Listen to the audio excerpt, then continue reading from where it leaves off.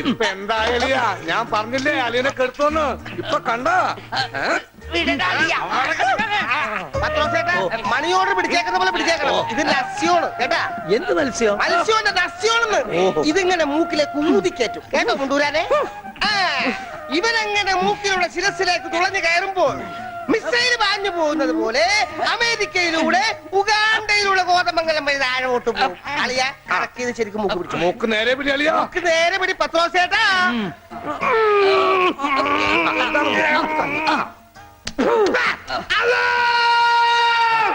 Bank കൊടുക്കുന്നത് പിന്നെ ശിരസിൽ കയറിയ പള്ളി പണി അടിക്കാൻ പറ്റുവാണ്. അല്ലോ അല്ലോ. ഇരിക്കൂ, സമാധാനമായിരിക്കൂ. അതൊന്നും കേട്ട് പേടിക്കണ്ട, നസ്യം ചെയ്യുന്നതാണ്. സാധാരണ ഈ ഷോക്ക് ട്രീറ്റ്മെന്റ് കൊടുക്കുന്നതിന് പകരം ആയുർവേദത്തിലുള്ള ഒരു പ്രയോഗമാണ് നസ്യം. സ്മൃതിഭ്രംശം വന്നവർക്ക് അത് കൊടുത്താൽ കഴിഞ്ഞതൊക്കെ ഓർമ്മ വരുമെന്നാണ് ആചാര്യന്മാർ പറയുന്നത്. ഓർമ്മ വന്നു, ഓർമ്മ വന്നു. എനിക്ക് എല്ലാം ഓർമ്മ വന്നു. കഴിഞ്ഞ ജന്മത്തിൽ നടന്ന എല്ലാ സംഭവങ്ങളും എനിക്ക് ഒറ്റയടിക്ക് ഓർമ്മ വന്നു.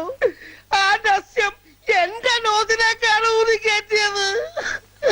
ഇപ്പൊ ഞാൻ നസ്രാണി അല്ലച്ചോ, നോസ്രാണിയാണ്. എന്റെ കർത്താവേ, അയ്യോ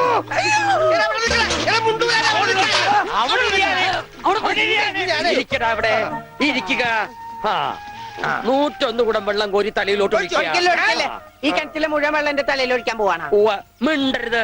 എന്നാ പിന്നെ ഞാൻ ഈ കിണറ്റിലിറങ്ങി കിടന്നാ പോരെ? ഈ കിണറിന്റെ ആഴം എത്രയാണെന്ന് അറിയാമോ നിനക്ക്? ഇല്ല, അച്ഛൻ പോയി നോക്കിട്ട് വാ. നോക്കിയിട്ട് വന്നാ കുളിക്കുമോ? കുളിക്കാം. നോക്കാം.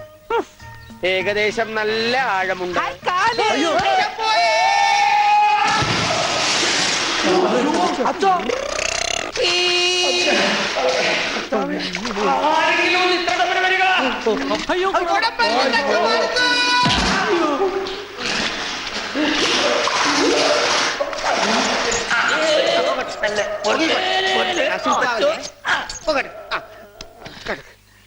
അനക്കല്ലേ ഈ മൺകിരിയുടെ തലേന്നൊന്ന് ഊരിക്കോട്ടെ.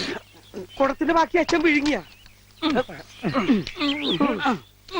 അച്ഛന്റെ വയറ്റിൽ ഇത്രക്ക് മത്സ്യസമ്പത്താ.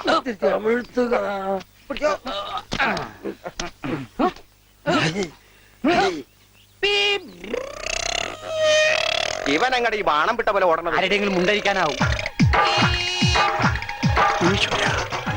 അവൻ പഞ്ചവർണ്ണത്തിന്റെ മുണ്ടു പറിക്കാൻ പോകും.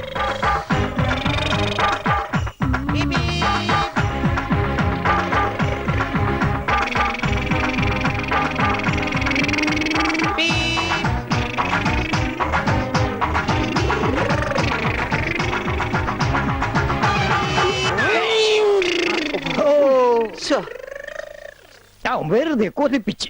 അല്ലേലും ഇവനൊന്നും ആവശ്യത്തിന് ഉപകരിക്കില്ല.